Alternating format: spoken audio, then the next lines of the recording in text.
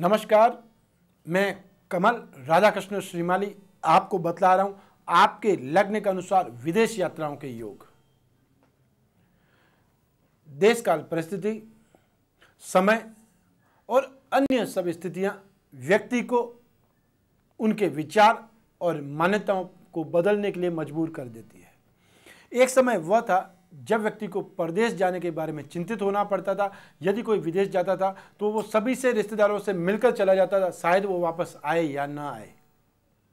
लंबी दूरी की यात्राएं, समुद्र पार व्यक्ति को जाना का मतलब जान का जोखिम होता था और उसको वह व्यक्ति गलत समझता था कि देश को छोड़ करके अन्य देशों में जाकर के क्यों रहा जाए। लेकिन आज मान्यताएं बदल गई, विचार बदल गए और व्यक्ति विदेश जाने के लिए, विदेश में कारोबार करने के लिए, वहां रहने के लिए, बसने के लिए प्रयत्न करता है। तो आपके लग्न के अनुसार यह स्थिति बन रही है या नहीं बन रही है, आइए जानते हैं वृष लग्न के बारे में। तो वृष लग्न का स्वामी शुक्र होता है और तीसरे घर का स्वामी चंद्रमा होता है। चंद्रमा यदि आपकी जन्म कुंडली में द्वादश स्थान में है, शनि लग्न में है या शनि नवम स्थान में है, सूर्य और मंगल यदि दोनों भी द्वादश स्थान में हो या खाली मंगल द्वादश स्थान में हो, ऐसी परिस्थिति में भी विदेश यात्रा का योग बनेगा। सूर्य, चंद्रमा और मंगल, शनि, इन चारों दिशाओं में से कोई भी अंतर्दशा या प्रत्यंत दशा आएगी, उसमें विदेश यात्रा गमन के मौके मिलेंगे, जाने का योग घटित होगा। अब यहाँ पे अगर कारण देखेंगे तो शनि, फिर देख लीजिए नवम स्थान का अधिपति स्वग्रही है या नवम स्थान का अधिपति लग्न में है, दोनों ही कारण नवम स्थान को भी विदेश यात्रा का, और अष्टम, सिक्स्थ और द्वादश भाव ये सभी विदेश यात्राओं के हैं। मंगल द्वादश का अधिपति है। चंद्रमा देख लीजिए तृतीय स्थान का अधिपति होकर द्वादश स्थान यात्राओं में है। चतुर्थान सुख का है, चतुर्थान मातृभूमि का भी है, उसका संबंध भी द्वादश भाव से हो गया। ऐसी परिस्थितियों में व्यक्ति को जो योग घटित होता है वह विदेश यात्रा का होता है। ऐसे ही हम लेते हैं अगला लग्न, जिसे कहेंगे मिथुन लग्न। मिथुन लग्न हो और लग्न में या अष्टम भाव में शनि और बुध दोनों हो। यहां देख लीजिए, मैं दिखाने के लिए दो जगह पे शनि और दो जगह पे बुध रखे हुए हैं।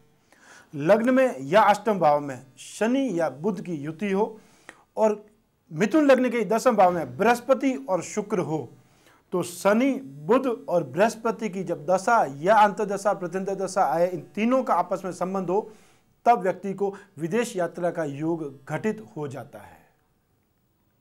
आप समझ गए होंगे कि फिर शनि की देख लीजिए तृतीय स्थान पर दृष्टि है, यहां पर शनि होगा तब भी शनि की दृष्टि इस स्थान पर हो जाएगी तो शुक्र पर भी हो जाएगी। शुक्र इस कुंडली में उच्च राशि के द्वादश भाव के अधिपति होकर के, द्वादश भाव और अष्टम भाव दोनों यात्रा का है।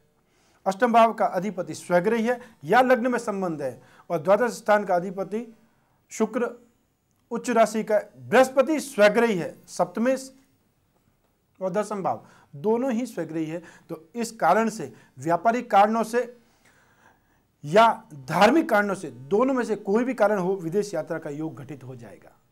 कर्क लग्न हो और चंद्रमा लग्ने स्वयं होकर के स्वग्रही हो, शनि उच्च राशि का चतुर्थ स्थान में हो, सूर्य उच्च राशि का होकर के दसम स्थान में हो और मंगल भी यदि स्वग्रही हो दसम स्थान में, तब ऐसी स्थिति में कर्क लग्न वाले व्यक्तियों के लिए यह विदेश यात्रा का योग घटित हो उठता है। सूर्य, मंगल, शनि या चंद्र, मंगल और शनि की दशा में, दशा या अंतदशा में से कोई भी आपसे संबंध यदि हो जाए तो विदेश यात्रा का योग घटित होना संभव है। अब इसमें देख लीजिए एक ग्रह स्वग्रही है, बाकी सूर्य और शनि उच्च राशि के हैं। शनि की दसम दृष्टि लग्न पर है तो मंगल की चतुर्थ दृष्टि भी लग्न पर है। शनि अष्टम स्थान के अधिपति होकर के उच्च राशि के हैं तो सूर्य द्वितीय स्थान के और मंगल पंचम स्थान के अधिपति होकर के भी स्वग्रही है। ऐसी स्थिति में भी आप देख लीजिए अष्टम स्थान, तृतीय स्थान या द्वादश स्थान की आपस में कुछ न कुछ भूमिका अवश्य हो उठती है। आइए अब लेते हैं सिंह लग्न। सिंह लग्न के व्यक्ति यदि अपनी कुंडली देखेंगे और उससे विश्लेषण करें तो पाएंगे कि द्वादश स्थान का अधिपति चंद्रमा यदि स्वग्रही हो या मंगल या बृहस्पति दोनों द्वादश स्थान में हो, या तो चंद्रमा या बृहस्पति और मंगल दोनों में से एक सिचुएशन, दोनों में से एक स्थिति, शनि तृतीय स्थान में उच्च राशि का हो या तृतीय भाव में शनि हो तो उच्च राशि का अपने आप हो जाएगा। सूर्य उच्च राशि का हो, नवम भाव में हो,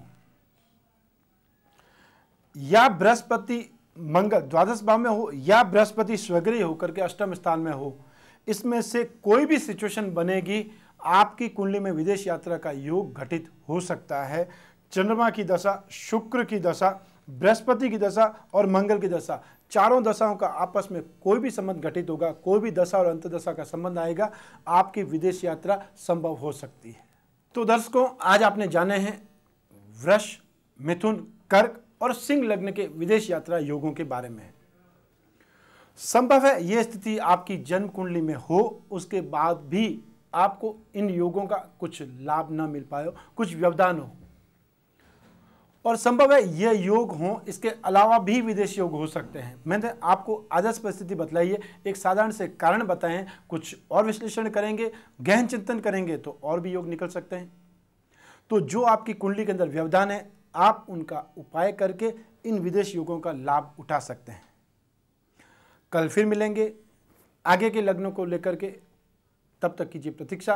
कल फिर मिलेंगे आप, मैं और विदेश यात्रा के योग। नमस्कार।